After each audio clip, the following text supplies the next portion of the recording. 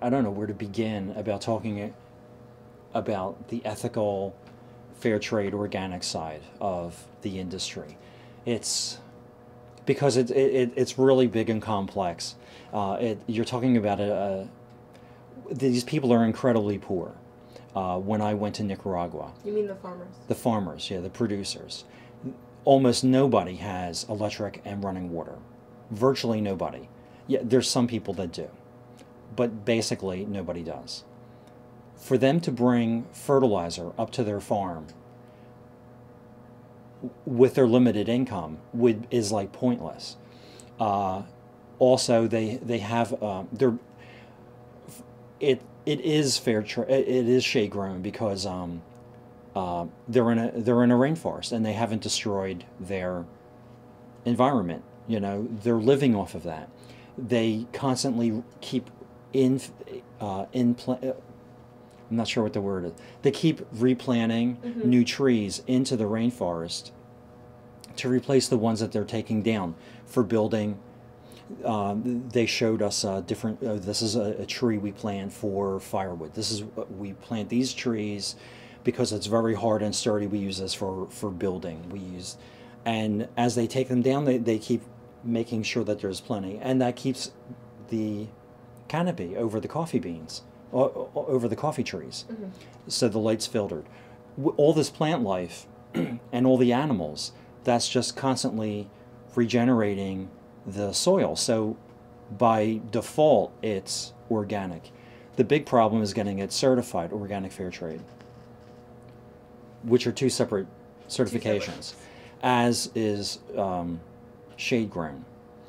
If you don't have a lot of money, you know, it's pretty hard to find like $20,000, I think, give or take 1,000 a year to have your farm certified as organic. I think it has to be certified, inspected for 6 years before you can call it organic. So you're paying more money than your income for 6 years before you can even call it organic. And then you can't use the symbol until the 7th year. It's pretty, like, where's their incentive, you know? And they're going to make a few more pennies on organic coffee. So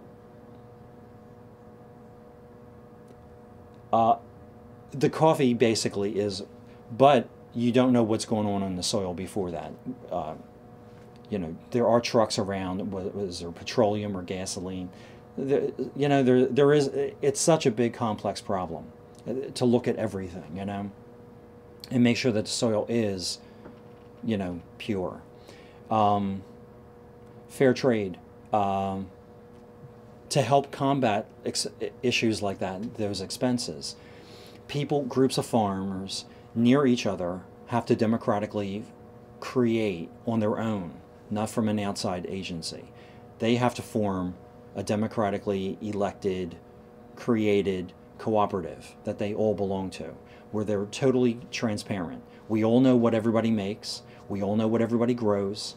We all know who works and doesn't work on everybody's farms. And we are collectively we're agreeing to help each other. If you're on your farm and you fall and you break your leg and you're out of commission for a few weeks, there's not a whole lot you can do in a mountainous countryside with muddy roads to bring your crop in or to tend to your plants. Everybody kind of helps. It's your farm. It's still your farm. And the idea is that, you know, next season, 3 years from now, if I get hurt or my wife is having a difficult pregnancy and is, you know, we can't take care of things, you're going to lend us a hand. Everybody's trying to help each other collectively. And I know this sounds a bit socialistic, but, you know, hey, it works. Everybody is helping one another get to a point. Collectively, it's cheaper to have everybody's farms inspected by an inspector, and we can get certification. You know, collectively we can put our meager profits together and we can buy a truck, and then we're not responsible we're not, we don't have to go pay an outsider who's going to try to suck as much money out of us to drive our coffee around or pick supplies or food up for us or something. Collectively, we can do a lot more than we can individually. And I saw it firsthand. And I saw these people, talk about, what a big change it was and how their kids can go to school. And that, we went to, the equivalent of 4th or 5th grade, and then we had to get out because it was too important for me and all my brothers and sisters to go help my parents with our farm because everybody was needed. Mm-hmm. They do care passionately about the quality that they're growing. And again, getting back to the cooperative, the fair trade thing, the information they do get from the outside is knowledge, little things about how to get better yield on their plants naturally. It's although you only bring a crop in basically one season out of the year, you still have to take care of the plants. You still have to tend the farm. You still have to clean things and remove excess leaves or cherries that fall onto the ground. Going back to this trade show I went to in the late 1990s, it seems like so long ago. They were approached by different groups of people who were trying to get them to buy a lot of fair trade coffee. And their premise was that these groups, if you buy a lot of fair trade, if you get involved in it, you'll basically own the movement. You'll have all the credit for it. It costs a little more, but you'll push more people to buy fair trade, more roasters. You can move the entire movement and help these farmers worldwide immediately. Like the effects could be incredible.